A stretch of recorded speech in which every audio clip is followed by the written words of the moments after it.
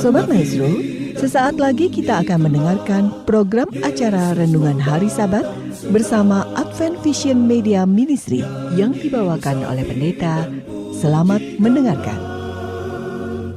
Yesus mau datang segera.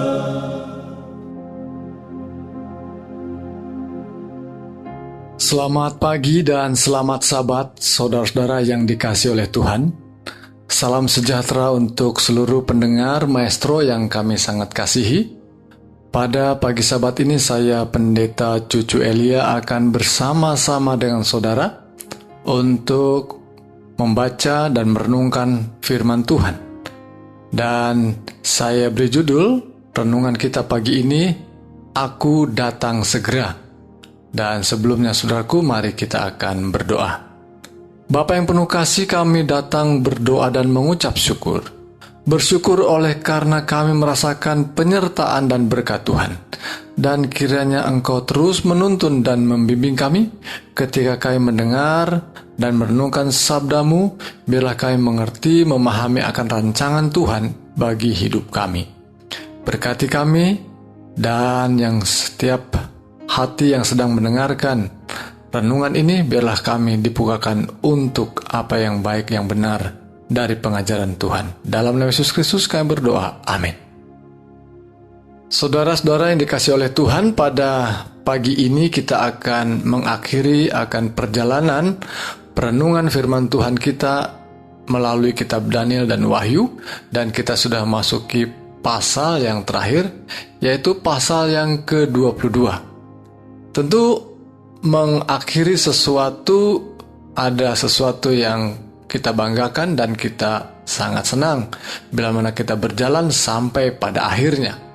Dan inilah sukacita saya secara pribadi, dan mudah-mudahan sukacita kita semua bahwa kita boleh membaca, merenungkan sabda Tuhan sampai pada Wahyu bahagian terakhir pasal 22. Sebagaimana saya sebutkan, judulnya adalah Aku Datang Segera, karena ini adalah tema besar yang ada dalam pasal 22, dan kita melihat bahwa ini adalah juga tema besar yang ada dalam kitab Wahyu.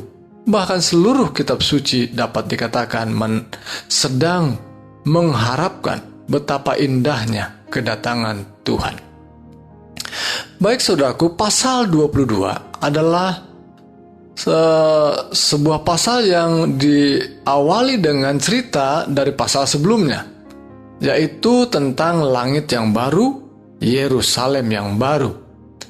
Di sana dikatakan bahwa orang-orang yang benar, orang-orang yang diselamatkan, yakni umat Tuhan, akan menikmati suasana yang luar biasa. Sungai air kehidupan, dan begitu jernihnya bagaikan kristal, mengalir keluar dari tahta Allah dan tahta anak domba. Lalu pada ayat yang kedua, bahwa mereka akan berada di jalan kota yang begitu nyaman dan aman tentunya. Dan ada seberang menyeberang itu sungai. Saudaraku, menikmati sebuah alam, sebuah kota yang dimana ada sungainya, tentu ada sangat menarik ya. Lalu juga ada pohon-pohon kehidupan yang berbuah 12 kali. Kalau kita memiliki pohon yang sekarang ini mungkin musim durian, musim buah mangga ya, kita sangat menikmati, dan itu kelihatannya hanya setahun sekali. Kalau setahun 2 kali mungkin luar biasa, tapi kalau setahun 12 kali adalah buah-buahan yang sangat luar biasa, tentu kita nikmati setiap bulannya. Dan daun-daun pohon-pohon itu dipakai untuk menyembuhkan bangsa-bangsa. Saudaraku sekalian, pohon yang Tuhan sediakan di sebuah alam kerajaan sorga itu, Yerusalem yang baru, adalah pohon yang dapat dinikmati oleh umat-umat Tuhan yang diberikan kehidupan kekal di sorga, tetapi sesungguhnya kekekalan itu datang dari Tuhan sendiri yang kekal. Dan pohon-pohon kehidupan atau buah-buah kehidupan disediakan buat umat-umat Tuhan agar kehidupan mereka tetap kekal di surga. Dan pernyataan daun-daun yang menyembuhkan bangsa-bangsa, karena memang semua bangsa di dunia ini hanya beroleh kesembuhan dari Tuhan, ya, oleh karena karya Tuhan saja di dalam Yesus Kristus. Itu sebabnya saudaraku sekalian, perikop yang terakhir itu adalah bahagian yang dapat mendahului dari perikop selanjutnya yang tema besarnya muncul sebagai kedatangan Yesus yang kedua kali. Kedatangan Yesus itu tentu saja sangat menyenangkan, sangat menggembirakan, dan sesuatu pemandangan yang bagi Yohanes yang melihat penglihatan itu sesuatu yang luar biasa. Dia sudah bersama dengan Yesus. Dan ini adalah murid yang terakhir, dapat dikatakan murid terakhir yang meninggal, sehingga sesuatu yang dirasakan dalam hatinya merindukan pertemuan kembali dengan tuannya, dan yang adalah Tuhan Allahnya sendiri. Sehingga rencana atau ramalan atau nubuatan di mana Yesus yang ditunjukkan akan datang segera menjadi sesuatu yang membawa sukacita baginya. Mari kita lihat bagaimana sukacitanya Yohanes menuliskan untuk menjadi sukacita buat kita semua. Ayat yang ke-6 mengatakan, perkataan-perkataan ini tepat dan benar. Dan Tuhan Allah memberi roh kepada para nabi, telah mengutus malaikatnya untuk menunjukkan kepada hamba-hambanya apa yang harus segera terjadi. Saudaraku, kata yang ditunjukkan di sini, perkataan itu tepat dan benar, sebuah pernyataan yang menunjukkan jangan sampai kita ragu-ragu. Jangan sampai umat-umat Tuhan yang membaca kitab Wahyu ini, umat-umat Tuhan yang setia membaca Alkitab, sampai-sampai ragu, sekalipun ada banyak kelompok yang mencoba meragukan dan bahkan membuat pernyataan bahwa Alkitab kita tidak bisa dipercaya lagi, dianggap palsu atau rusak. Namun saudaraku sekalian, sekali lagi perkataan ini menjamin bahwa perkataan ini tepat dan benar. Sampai-sampai pada ayat 18 dikatakan, kalau memang sudah tepat dan benar, jangan ditambahin, jangan dikurangi, ya. Ayat 18 mengatakan, jika seorang menambahkan sesuatu kepada perkataan-perkataan ini, maka Allah akan menambahkan kepadanya malapetaka yang tertulis dalam kitab ini.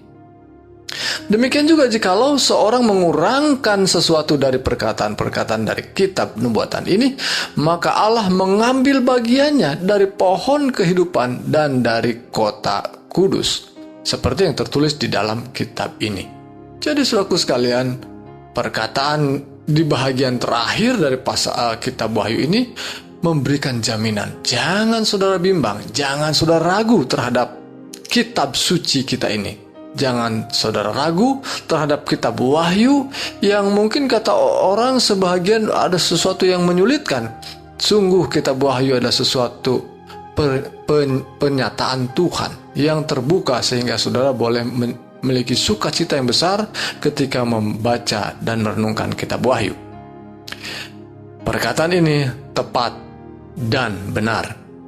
Selanjutnya saudaraku, pada ayat yang ke-7 adalah yang saya sebut sebagai tema besar, karena kata ini atau frase ini diulangi sampai 3 kali.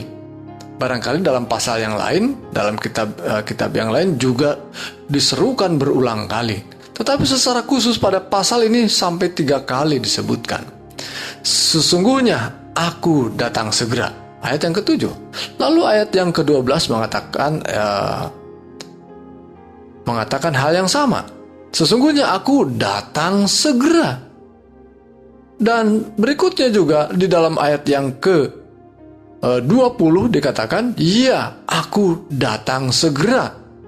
Jadi saudaraku sekalian, kitab Wahyu pasal 20 ini menarik sekali bahwa ingin menyuguhkan sukacita yang besar yang memang sungguh diharapkan oleh umat-umat Tuhan yang memang dinyatakan oleh kerinduan Yohanes sendiri, bahwa memang Yesus datang segera adalah sebuah pengharapan besar, sehingga pernyataan ini diulang, ditegaskan kembali bahwa Yesus akan datang segera. Pertanyaannya, kok belum datang juga sampai sekarang?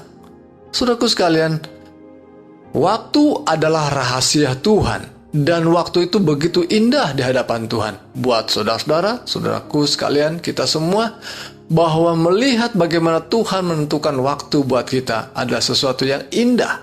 Dan seringkali kita melihatnya sebagai keajaiban-keajaiban yang luar biasa. Karena Tuhan dapat mengatur waktu yang terbaik buat kita. Dan saudaraku sekalian, waktunya sekalipun mungkin, sudah dari opa-opa saya, oma saya, kakek saya, sudah menceritakan hal itu, tapi belum juga Yesus datang. Tetapi saudaraku sekalian, saudara dan saya ditantang untuk tetap siap sedia, karena kita tidak tahu waktunya. Tetapi itu adalah pengharapan besar kita. Bila mana orang-orang Kristen merayakan hari Natal, orang-orang Kristen melihat bahwa Yesus yang juga dirayakan dalam kematian dan kebangkitannya dan kenaikannya ke sorga. Saudaraku sekalian, baik sekali tentunya itu. Tetapi pengharapan terakhir, sekalipun dia sudah lahir, sudah mati, dan sudah bangkit, dan sudah naik ke sorga, kalau dia tidak kembali lagi, sungguh sesuatu yang memenatkan kita. Dan pengharapan terakhir tentunya adalah kedatangannya kembali. Sesungguhnya aku datang segera, ayat 7. Berbahagialah orang yang menuruti perkataan-perkataan nubuat kitab ini. Kembali saudaraku sekalian, kita diminta, diajak, dituntut untuk menuruti, mentaati perintah-perintah Tuhan. Orang-orang yang menanti kedatangan Tuhan adalah mereka yang mentaati hukum-hukum Tuhan. Selanjutnya ayat yang ke-8. Dan aku, Yohanes, akulah yang telah mendengar dan melihat semuanya itu. Dan setelah aku mendengar dan melihatnya, aku tersungkur di depan kaki malaikat yang telah menunjukkan semuanya itu kepadaku untuk menyembahnya. Tetapi ia berkata kepadaku, jangan berbuat demikian, aku adalah hamba sama seperti engkau dan saudara-saudaramu, para nabi dan semua mereka yang menuruti segala perkataan kitab ini. Sembahlah Allah. Saudara-saudaraku, dia mengatakan bahwa akulah yang mendengar, melihat.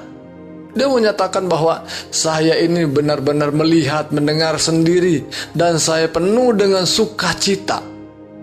Ya, sampai ketika dia benar-benar merasa sesuatu yang ajaib, dia mendapat penglihatan yang luar biasa ini, dia menyembah sang pemberita itu, yaitu malaikat. Rupanya dia keliru, karena malaikat bukan satu figur yang boleh disembah. Sehingga malaikat itu mengatakan, jangan berbuat demikian. Jangan aku disembah. Karena hanya Allah saja yang layak disembah. Sembahlah Allah. Ayat 10. Lalu ia berkata padaku, jangan meteraikan perkataan-perkataan nubuat dari kitab ini, sebab waktunya sudah dekat. Saudaraku, kitab Wahyu tentu saja ditulis dari awal dari abad-abad pertama, ya. Dan perkataan ini tentu saja sudah ada pada waktu itu. Jangan meteraikan. Artinya, saudaraku sekalian, ini berbeda dengan kitab Daniel yang pada waktu ditulis ada beberapa yang memang sengaja disembunyikan, Tuhan sembunyikan, sama seperti mimpi dan maknanya yang disembunyikan dari Raja Nebukadnezar. Jadi kitab Wahyu ini dari sejak awal sudah menjadi kitab atau buku yang terbuka. Karena kitab Wahyu sebetulnya adalah dari makna kata Wahyu itu sendiri adalah pengungkapan, mengungkapkan, dibukakan. Jadi sesuatu yang tidak dimeteraikan, sesuatu yang semua orang boleh memahami, mengetahui, dan mengerti sejak saat ditulis. Demikianlah. Apalagi kita yang melihat lebih jelas apa yang sedang terjadi dan yang sudah terjadi dari nubuatan-nubuatannya, maka kitab ini adalah kitab yang sangat terbuka. Jangan engkau meteraikan. Kemudian ayat yang ke-11, barang siapa yang berbuat jahat, biarlah ia terus berbuat jahat. Wah, mengapa ini? Mungkin satu kalimat yang mengherankan, ya. Tapi selanjutnya, Barang siapa yang cemar, biarlah ia terus cemar, dan barang siapa yang benar, biarlah ia terus berbuat kebenaran. Barang siapa yang kudus, biarlah ia terus menguduskan dirinya. Kalimat ini, saudaraku sekalian, menunjukkan sebuah momen penting, di mana saatnya akan tiba Roh Kudus, kemurahan dari Allah untuk membimbing manusia, ditarik dari kehidupan kita ini. Sehingga saudaraku sekalian, momen itu momen yang paling mengerikan, karena tidak ada lagi bimbingan dari Tuhan. Sehingga orang yang berbuat jahat semakin jahat, orang-orang yang cemar semakin mencemarkan dirinya. Tetapi saat yang sama, mereka yang sudah melatih dirinya, sudah melatih dalam keimanan, kesetiaan, mereka tetap setia. Mereka terus berbuat kebenaran. Yang kudus biarlah terus menguduskan dirinya. Baik saudaraku sekalian, tema yang menarik juga dalam kitab Wahyu pasal 22 menutup akan kitab ini. Pada pasal 22 ini mengulang kembali apa yang dinyatakan di awal. Dan kata itu atau frase ini menunjukkan siapa yang datang itu. Aku datang segera, ayat 12. Dan ayat 13-nya mengatakan aku itu adalah Alfa dan Omega. Pada pasal pertama kitab Wahyu jelas sekali dikatakan bahwa memang Kristus Yesus menunjukkan dirinya sebagai Alfa dan Omega, sebagai yang awal dan yang akhir. Saudaraku sekalian, siapa yang berani mengaku dirinya? Atau ada para nabi, para rasul pernah mengatakan demikian.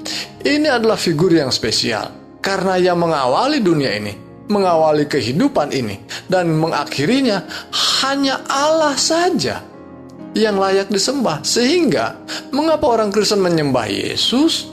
Karena dia adalah pemilik dunia jagat raya ini, karena dia mengawalinya dan mengakhirinya. Aku adalah Alfa dan Omega, yang pertama dan yang terkemudian, yang awal dan yang akhir. Saudaraku, memang kitab Wahyu pun diawali dengan Alfa dan Omega, dan diakhiri juga dengan Alfa dan Omega.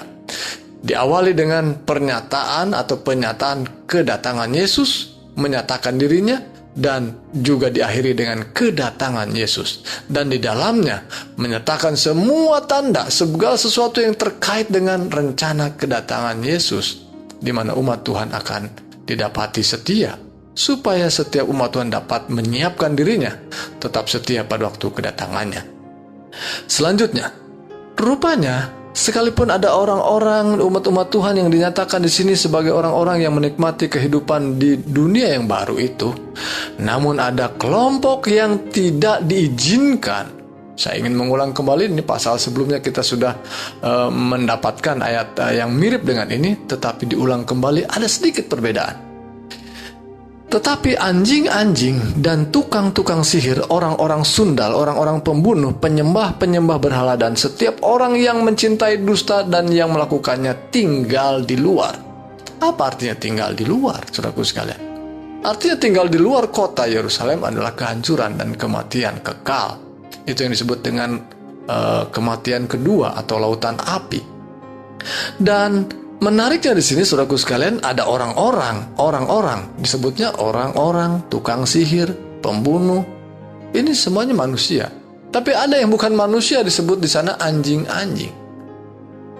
Mungkin beberapa pembaca Alkitab, para penafsir mengatakan bahwa boleh jadi karena para penulis Yahudi ini, orang-orang yang berlatar belakang dengan keyahudian, dan beberapa kelompok agama tertentu pun yang juga memiliki kesamaan, ya, bahwa anjing-anjing itu begitu dibenci, saudaraku sekalian. Dan segala sesuatu yang dibenci itu dihubungkan dengan anjing-anjing, ya. Entah mengapa demikian, sampai ada agama tertentu sekarang pun selalu mengaitkan sesuatu yang dibenci dengan anjing-anjing. Mungkin jadi anjing selalu dalam pemikiran penulis Yahudi ada sesuatu yang tidak menyenangkan, sesuatu yang selalu dihindari, ya. Ada banyak tulisan-tulisan para bapak atau para penulis Alkitab, penafsir Alkitab di dalam orang-orang Yahudi yang menuliskan betapa anjing-anjing itu begitu sesuatu yang harus disingkirkan dari masyarakat.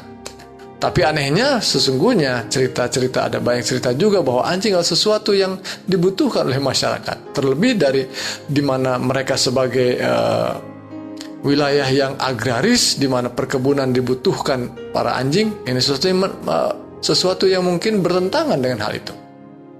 Tetapi boleh jadi bahwa perkataan anjing-anjing adalah sangat mungkin adalah orang-orang yang memiliki sifat seperti hanya menjilat tuannya saja, dan tuannya itu bukan Tuhan. Ya, orang-orang yang hanya menggonggong dan menjilat.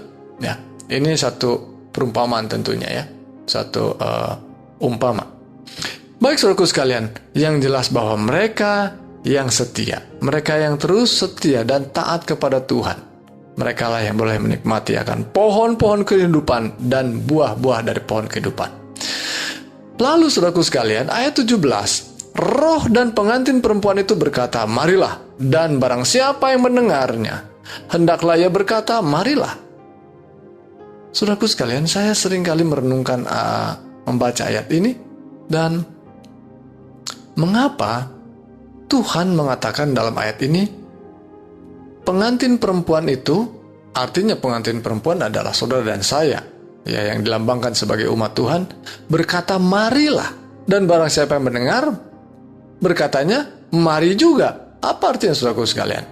Melihat, mendengar kesaksian-kesaksian dan pekabaran yang indah yang menuntun kita penuh dengan pengharapan, melihat dan merasakan adanya rancangan Tuhan yang indah tentang kedatangan Tuhan yang akan menjemput umatnya, membuat umat-umat Tuhan rindu mengajak kembali kepada mereka yang lain yang belum siap. Mari.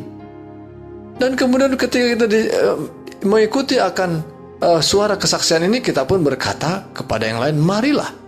Apa artinya saudaraku? Buat setiap kita yang terpanggil untuk menjadi percaya, jangan lupa ajak yang lain untuk mari kita percaya pada Tuhan. Mari kita setia pada Tuhan. Dan barang siapa yang haus, hendaklah ia datang. Dan barang siapa yang mau, hendaklah ia mengambil air kehidupan dengan cuma-cuma. Sudah dikasih oleh Tuhan, inilah pekabaran kita Wahyu. Kabaran sepanjang kitab Wahyu ini diakhiri dengan pasal yang ke-22 dengan tema yang menarik, tema sukacita besar ketika kita menanti kedatangan Tuhan yang kedua kali. Dan Tuhan mengatakan, ayat yang terakhir, ya, aku datang segera. Amin. Datanglah Tuhan Yesus. Kasih karunia Tuhan Yesus menyertai kamu sekalian. Amin. Mari saudaraku sekalian, kita tutup dengan doa. Bapa yang penuh kasih, kami ucap syukur untuk firman Tuhan. Kami ucap syukur untuk berkat, tuntunan, bimbingan Roh Kudus, sehingga kami boleh semakin mengenal akan rancangan Tuhan. Memberkati kiranya kami, seperti kami juga sementara mendengarkan firman-Mu. Biarlah kami semakin dikuatkan. Dan buat setiap insan yang boleh mendengarkan perenungan firman Tuhan ini, teguhkan kami. Dan bahkan ketika kami lemah, dan bahkan tubuh kami juga semakin lemah oleh karena sakit penyakit, Tuhan tambahkan iman kami. Teguhkan dan berkenanlah Tuhan mengulurkan tangan-Mu menjamah dan memberikan kesembuhan buat saudara kami. Tuhan berkenan juga memberkati kami sepanjang hari Sabat ini. Kami boleh penuh dengan sukacita datang kepadamu dalam ibadah untuk mengagungkan Tuhan. Inilah doa kami ya Bapa. Kami mohon berkat dan mengucap syukur dalam nama Yesus, Juru Selamat kami yang ajaib. Amin.